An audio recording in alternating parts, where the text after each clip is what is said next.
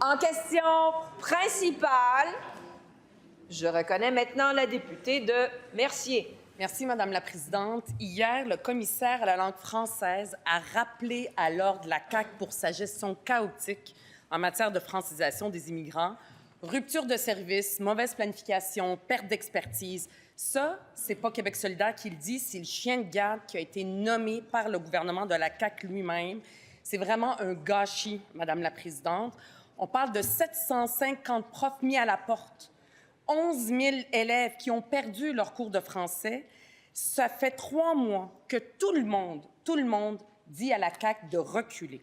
Aujourd'hui, enfin, le gouvernement commence à rétro-pédaler.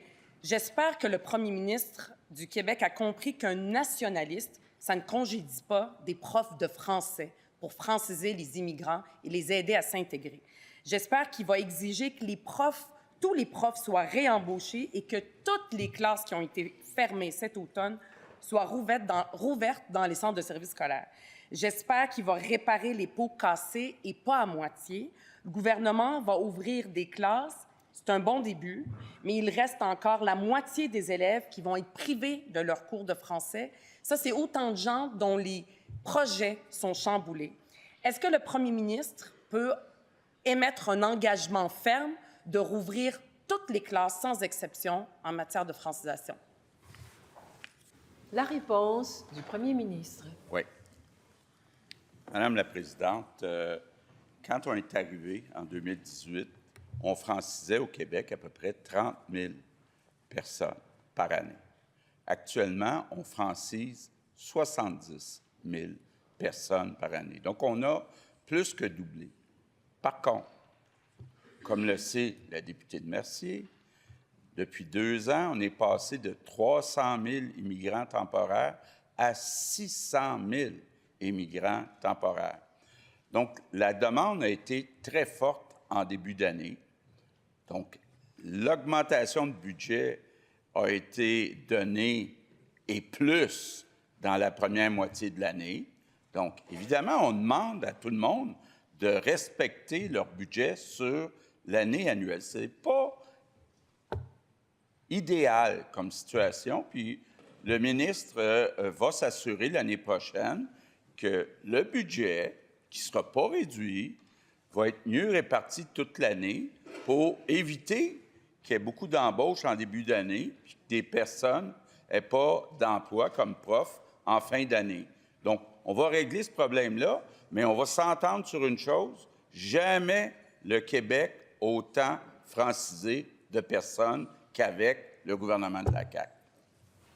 Première complémentaire. Madame la Présidente, la demande a augmenté. Maintenant, l'objectif, c'est pas de baisser puis de donner moins de cours. Moi, je suis en train de lui demander le strict minimum. Je lui demande le statu quo. Il y a des cours de français qui étaient donnés cet automne et les gens ont vu leurs cours s'arrêter et être terminés et des profs mis à la porte. Donc, je ne lui demande pas d'ajouter. Ce que je lui demande, c'est que les cours qui ont été fermés soient rouverts puis que les gens puissent suivre leurs cours. Est-ce qu'il peut s'engager à ça? C'est un minimum. La réponse du premier ministre. Bien, Madame la Présidente, la députée de Mercier a dit quelque chose hier qui me fait de la peine. Elle a dit, chaque fois que le premier ministre parle d'immigration, il me fait sentir de trop. Je veux la rassurer.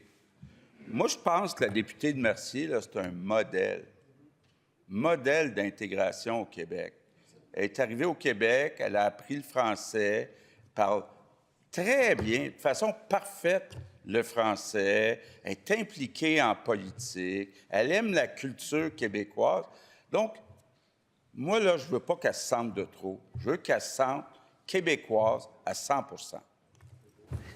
Deuxième complémentaire. Madame la Présidente, hier, je parlais de mon sentiment qui est quand même partagé par beaucoup de gens. Je ne voulais pas blesser le premier ministre. Je sais que lui non plus ne va pas blesser les personnes immigrantes, pas juste moi, mais toutes les personnes immigrantes qui veulent travailler, qui veulent contribuer à la nation québécoise, qui veulent la construire avec nous. Et c'est important que le premier ministre du Québec reconnaisse ça, dise que c'est positif et que c'est extraordinaire que des gens veulent apprendre le français. Est-ce qu'il peut s'engager à garder... La réponse du premier ministre. Oui. Madame la présidente, il y a comme de plus en plus un consensus. Quand je parle avec Emmanuel Macron, il me dit « il y en a trop ». Quand je parle à Justin Trudeau, ce qui est nouveau, là, virage à 180 degrés, il me dit « il y en a trop d'immigrants pour la capacité d'accueil ». C'est quoi la capacité d'accueil? C'est l'argent qu'on a pour éduquer les 52 000. Dans les 600 000 là, immigrants temporaires, il y a 52 000 enfants qui sont à l'école. Imaginez-vous le nombre de classes, le nombre de profs qu'on doit ajouter pour donner des services à ces enfants-là. Mais maintenant,